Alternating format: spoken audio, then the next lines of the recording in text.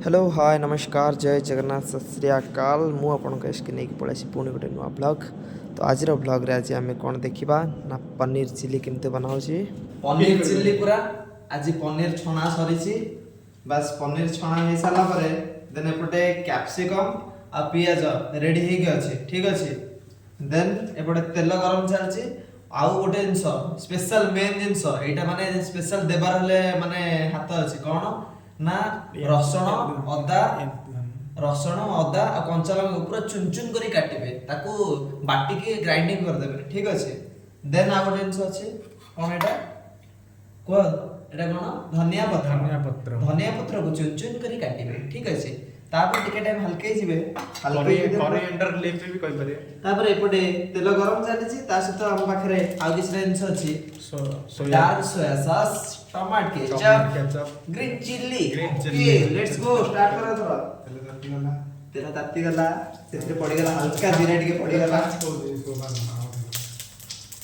हल्का जीरा पड़ी सारा पर पूरा छुंको मारना भली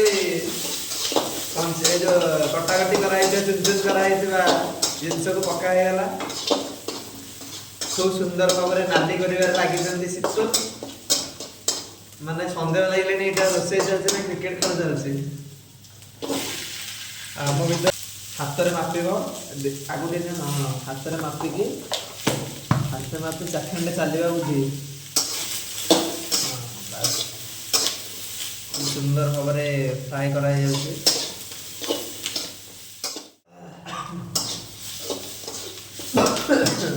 आ गोटे एटा हमर पळे आसी एटा कोन हम होंदी कस्तूरी मेथी जोटा कि पड़े आउ टे भल टेस्ट आसीज।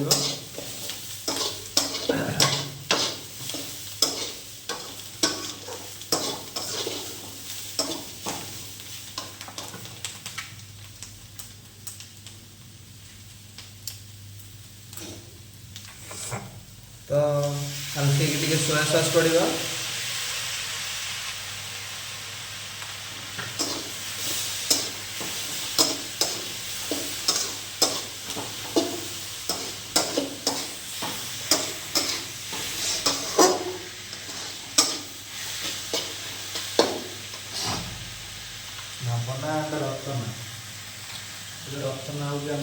एबे टमाटो केचप टे पड़ला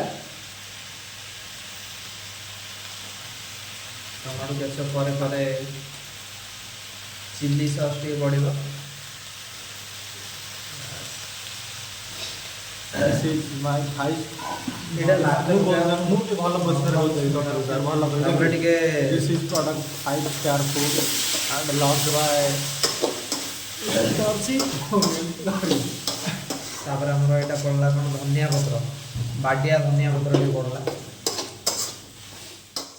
एटे कोन चिकन मसला टे पड़ला ना कोन एटा कोन एटा चिकन मसला टिके हल्दी पड़ला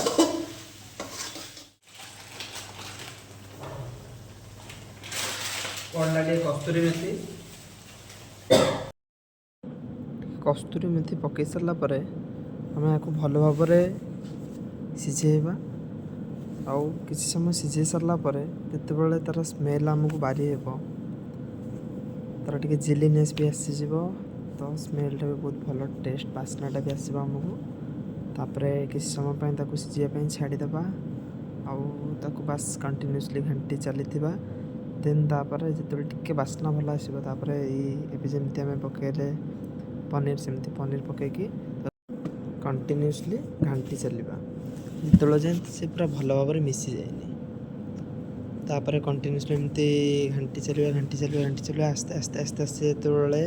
तार ग्रेवीटा आमर पनीर सहित टिके भल भाव मिसीज से जाए घाटी चलवा आउे टिके भल गार्लिक करने आम धनिया पत्र जो काटी चुन चुन करके पकईदबा ठीक अच्छे। एक्चुअली बास्नाटा एते बढ़िया आसुचे कि I can't control my self. Then आमर तापर कौन करवा ना गरम मसला टे पकईदबा आउ टे भल बास्ना आसापी आ टेस्ट भी लगे ठीक अच्छे। देन पकईकि भल भाव घाटी देवा ठीक अच्छे। तो देखा गले बर्तमान आमर 99% तैयारी हो गलानी पनीर चिल्ली बस खाइबाक वेटिंग भाई लिटरेली मत भोक माने अलग लेवल लगे समस्ते माने बहुत सारा माने आउ कमेंट भी कई करि पारना किछि कहि भी पारना एते टेस्टी आउ एते बढ़िया बास्ना आसतला तो एमती किछि छोट छोट वे रे आमे बनै पर इजी वे रे पनीर चिल्ली तो पनीर चिल्ली केमती कौन लगिला कमेंट रे जणातु ठीक अच्छे तो नेक्स्ट एबे आगो को आमे देखिबा टिके स्लो मोशन रे पनीर चिल्ली को लेट्स सी हम पनीर चिल्ली केमती हेछि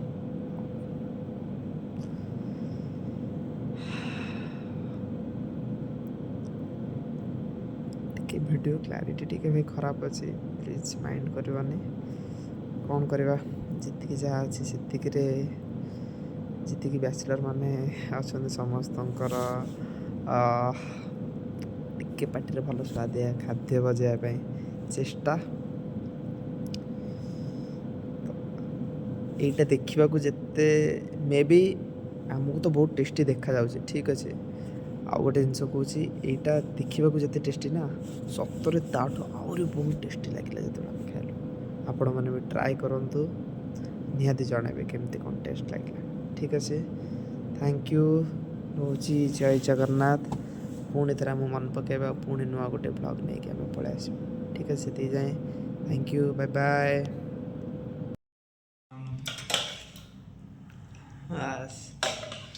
भात डालमा ता संग चिल्ली पुणी शाग भी अच्छी